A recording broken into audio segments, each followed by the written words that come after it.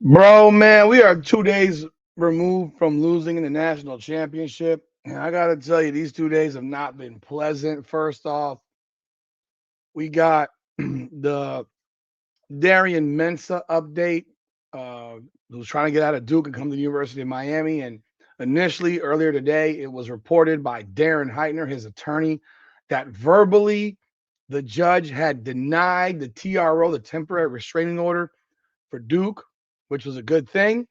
And now apparently the written one has come out and it's been granted. So that delays the situation with Darian Mensah from being able to enter the transfer portal, which obviously delays everything that Miami's doing on this end.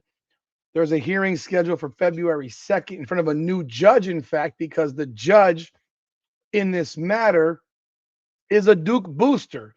Like how you can even be able to make a decision on this with the massive conflict of interest that exists is beyond me. The entire suit is ridiculous. NIL's about NIL, and they're treating it like it's an employment contract to the university, and it's not what it is. So, what are we doing here? What are we doing? So that's obviously not the greatest news to hear, but I do expect that Mensah will not be at Duke and he will end up at Miami at the end of the day. It's going to be, to me, very, very difficult to stop it. All contracts can be bought out. It's very. I've never heard of a contract that can be bought out. How you can claim losses for something in which you never even had. Because I'm realistically, if he decided to turn pro, then what the hell would Duke do then? Try to sue him to keep him from turning pro? Because he could realistically turn pro if he wanted to. I do think that one will work out, but it is obviously disappointing to see how it started off with. Now it's a reversal that the TRO was granted by this lying ass judge who's conflicted as hell. There will be a new judge in the matter for the actual next hearing. But really, this is about Duke trying to get money for Mensah, which they rightfully should because he wasn't a contract. So also the biggest problem with NIL is that these contracts are not real. They're name, image, and likeness contracts and not real contracts. They're when I say real, I mean they're not employment contracts. So that's one. But what I'm here on this video about is Girard Pringle has announced he's entered the transfer portal. That took my breath away. I saw that tonight while I was doing my live broadcast for the big show. Come on now, the podcast that I do every week on Wednesday night from 9 to 11:30 with Nick, my partner. And it came up. Someone brought it up when we were in the live, and I gotta say, I am really, really shocked. Let's talk about it. Welcome back, everyone, to another edition of Hurricanes Unfiltered, powered by Come On Now, the podcast. I am your host, Rudy Rodriguez Showmont. Hit the like button, subscribe to the channel, ring the bell, leave your comments. We will bring you as much portal information as we can. We're not as big into recruiting, but the portal stuff I'm a lot more in tune with, and we'll be talking a lot about with. And of course, as we get into spring football, which heck, realistically is only 2.5 months away. Spring football will be here like this. This stuff goes fast. So we will be covering that, no doubt about it, along with basketball team, etc. Shout out to the sponsor of our show, Natalie Lopez, attorney at law. When life hits hard, the law firm of Natalie Lopez hits back harder. Practicing in the areas of criminal defense and family law. She can be reached at 954-888-8833. That's 954-888-8833. You can also reach her on Instagram at NAT. That's NAT.guilty. Appreciate you, Natalie, for your continued support of our show. Let's jump in right here. Girard Pringle has been announced that he's entering the transfer portal. To say I'm shocked is an understatement. I am absolutely stunned by this. But I think one of the biggest things that we have to look at in today's world of college sports is that loyalty does not exist and everyone is out for self. And I'm not going to sit here and be mad at the kid because that's just the way it is. Put up by Hayes Fawcett, at Hayes Fawcett. He is a big national recruiting transfer portal reporter for Rivals and On3. Take a look. You can go follow him here at Hayes Fawcett 3 on Instagram.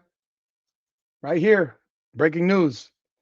Girard Pringle has entered the portal. I am flabbergasted by this.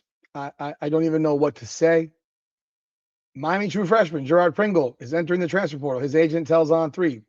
The 5'10", 190-pound running back was ranked as the number 5 running back in the class of 2025. Per On3 Industry, he is ranked by Hunter Kirsch and AIC Sports. Comments are dropping here from Hurricanes people. Canes Corner, best of luck, GP. Canes HQ, dang. Yeah, this one, Canes Red, damn, bro. This one's rough. This one's rough. It's also shocking. I don't have any answers for this one. I'll give my opinion though, because that's why you come and watch. That's why you come listen to what I got to say, because I give my opinion. This is one of those things that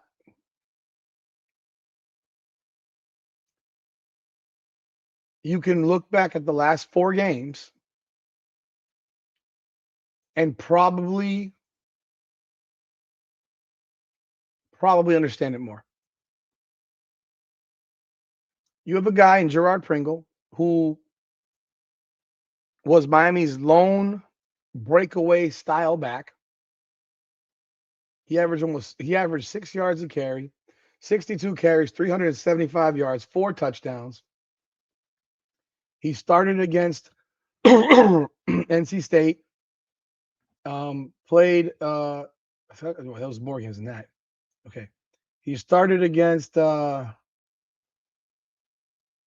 he came in late against Syracuse, had 7 carries, 55 yards. It was that point that people were clamoring for Pringle to start over Marty Brown, because Mark Fletcher got hurt.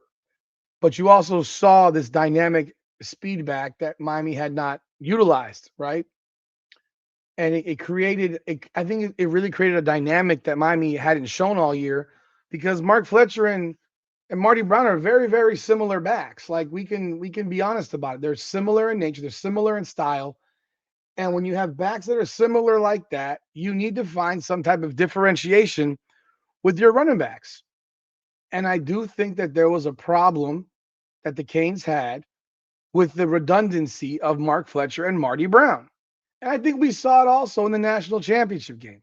You have that same style back. The play calling, I don't think, was good in the national championship for running the ball. But the type of game Miami played against Indiana, for example, needed to have that change of pace, speed back, like a Pringle who could hit the edges, which is exactly where Mark Fletcher hit Indiana, was on the edges. Whereas instead of just running the ball up the middle in the teeth of the defense, where it was clear that Indiana was stuffing the box inside to prevent that A and B gap run. Now, again, Fletcher and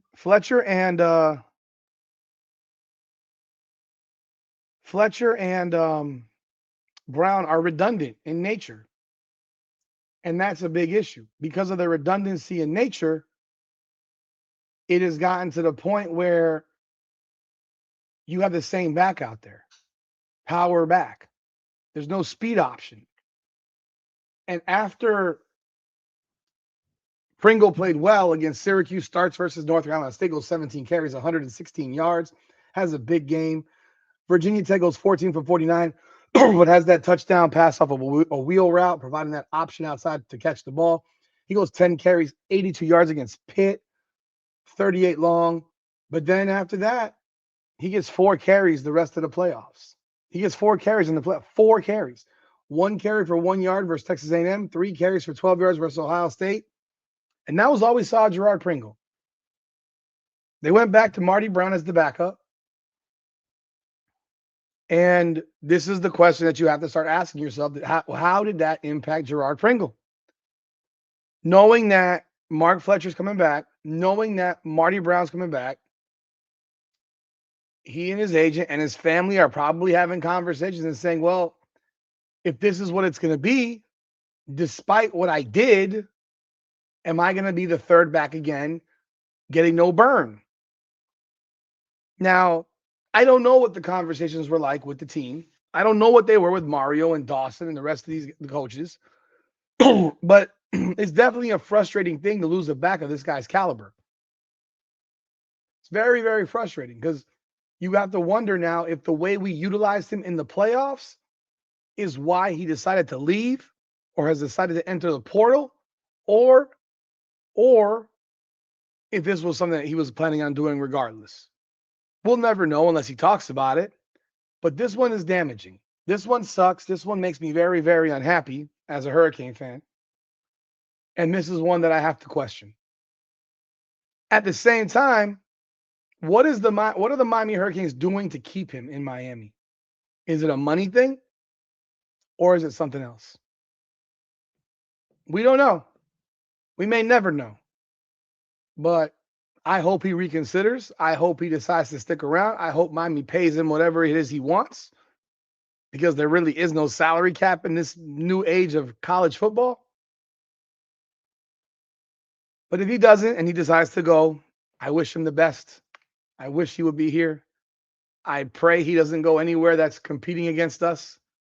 Generally speaking, I like this type of move is even more hurts even more because Isaac Brown was available.